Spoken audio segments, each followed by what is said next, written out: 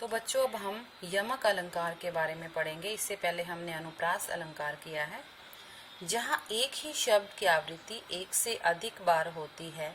अब आप ध्यान से देखोगे, अनुप्रास अलंकार में वर्ण की आवृत्ति बार बार हो रही थी और यमक अलंकार में एक ही शब्द की आवृत्ति एक से ज़्यादा बार होती है और हर बार उसका अर्थ भिन्न होता है।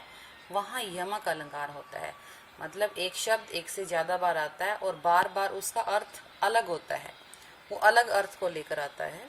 तो हम उदाहरण के माध्यम से इसको समझेंगे। तो हमारा पहला उदाहरण है, 3 बेर खाती थी वे 3 बेर खाती थी। अब यहाँ पर बेर शब्द 2 बार प्रयोग हुआ है।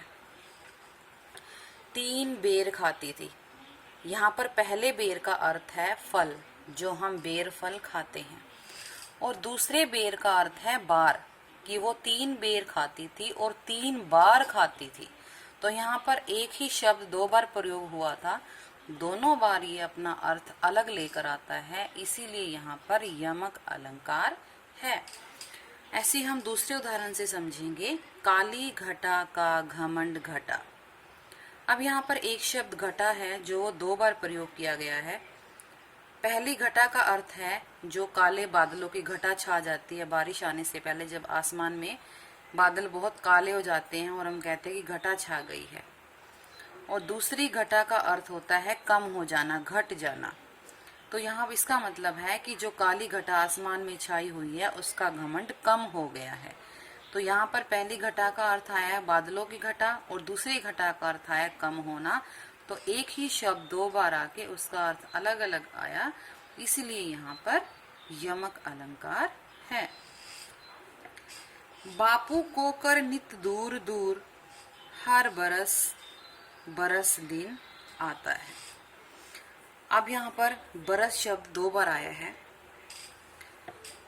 हर बरस, बरस का मतलब होता है, यहाँ पर पहले बरस का मतलब आया वर्ष, कि हम हर वर्ष, बरस का मतलब यहाँ पर है बरस दिन आता है। दूसरा बरस दिन आता है जिसको हम बरसी बोलते हैं, अर्थात मृत्यु दिवस, कि हर बार हर वर्ष बापू का बरसी का दिन जो आता है।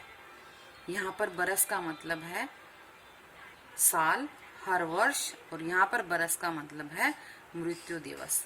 तो यहाँ पर दोनों बरस का अर्थ अलग लगाने के कारण यहाँ पर यमक अलंकार है।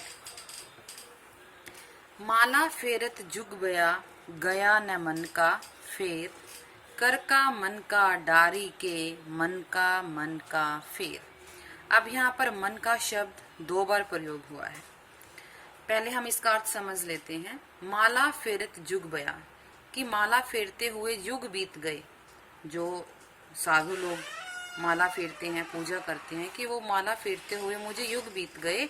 गया न मन का फेर, लेकिन अपने मन का फेर नहीं गया, अर्थात मेरा मन पवित्र नहीं हुआ।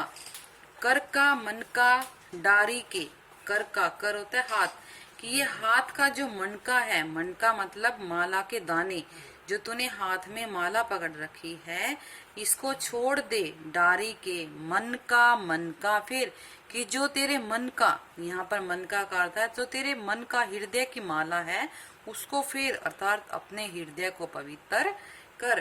तो यहाँ पर पहले मनका का अर्थ आया है माला, जो माला फेरते हैं पूजा करने के लिए, माला का दाना, और दूसरा मनका का अर्थ आया है हृदय की माला, अपने मन की माला।